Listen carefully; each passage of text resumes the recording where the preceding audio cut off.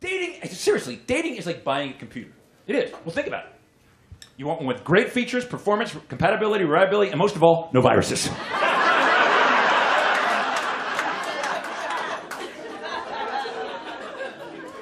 This is really nerdy. If you don't get this one, really, truly, you're okay. If Christian Doppler divorced his wife and walked away, did his voice actually get lower and lower? 6 people. It's the Doppler effect, I get it. When he came back, it was high-pitched, I get it. Hey there, and welcome to Comedy from Home, the comedy show that comes to you from my office right here in my home in Southern California.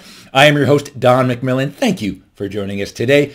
The first thing you probably noticed is I changed the name of the show. That's right, it's Comedy from Home now. Boing, Comedy from Home. It used to be Comedy in Place. Yeah, but now, no longer. Now it's boom, Comedy from Home. Way different, completely different. And here's why I changed the name, actually. I do a lot of corporate dates, and everybody I'm talking to at work is doing work from home, right? WFH. So I thought, well, since my work is comedy, it should be Comedy from Home. So I can relate to, I'm doing my work from home, you're doing your work from home. So from now on, Comedy from Home. Is the show going to be a lot different? Nah, pretty much the same show, but it's a rebranding, completely different. So that's the only reason I changed it. I wanted to relate to my folks who are working from home like so many of us are now. Welcome to today's show. Again, I hope you enjoyed that opening clip all about the Doppler effect, because that just screams Christmas, which...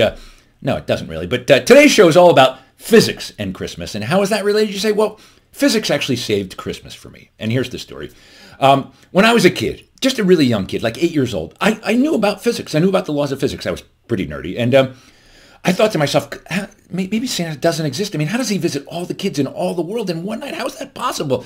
So I started doing some calculations, and I'll share with you kind of my thought process. And I have a graph and a chart to share with you right now. So we'll go to my PowerPoint. So the first thing I thought was, he's going to have to go really fast. Well, what do I know? What are the fastest things I know in my world right now? So I put it on this graph. So the first thing was my parents' car, which tops out about 110 miles an hour, which Santa's going to have to go way faster than that, right? So the next fastest thing I knew was a jet airplane. They travel about 550 miles an hour. So now he's going to have to go a lot faster than that, just intuitively. So it's got to be faster than that. Well, the speed of sound is 767 miles an hour. So Santa's at least going to have to break the speed of sound, right? So I'm going to hear him go boom when he goes by, which, yeah, okay, I'll buy that. The Apollo 5 rocket was the fastest thing when I was 8 years old. Okay, the Apollo program was underway. We were going to the moon. That rocket travels about 24,000 miles an hour. So Santa's going to have to go faster than that even. I realized he's going to have to go faster than an Apollo 5 rocket. Maybe Santa can't do it. So at this point, I worked backwards. And I said, well, okay, let's visit all the homes. I made some assumptions about how many homes there were, how many kids, how fast would he have to go all those miles. And I figured in my calculation that Santa's sleigh would have to travel in order to visit all the kids in all the world about 5 million miles an hour. And you're probably thinking to yourself, well, Don, does that mean you didn't believe in Santa? Because that's really fast. And no, I do believe in Santa. I do. That made me believe. And here's why. I knew, even at 8, that the speed of light was 670 million miles an hour. So Santa's sleigh has to travel much slower than that. It's way less than the speed of light, which means Santa is not constrained by the laws of physics. It means he could exist. He just has a really fast sleigh, but it's not against the laws of physics. So thank you, laws of physics. Santa can exist. So there you go. That's how physics saved Christmas for me.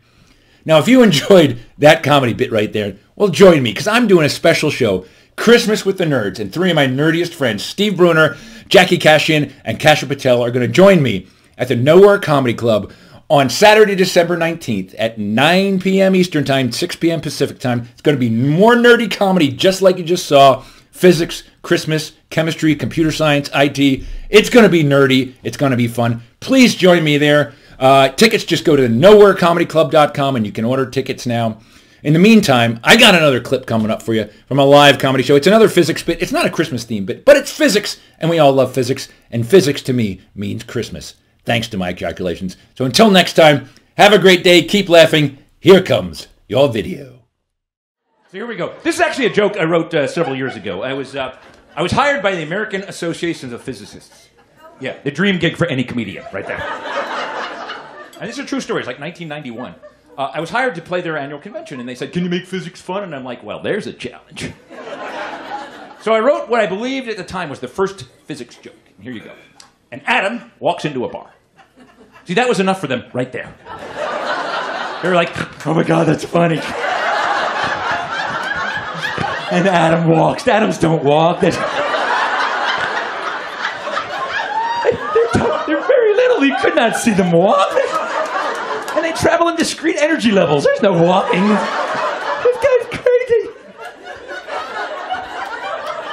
That was enough. The physicists were dying. But there was more. So the Atom walks into the bar, says to the bartender, give me a dough. Bartender pours him the drink, hands it to him, goes, man, you look terrible. What's your problem? And the Atom says, I lost an electron today. The bartender says, are you sure? And the Atom says, I'm positive.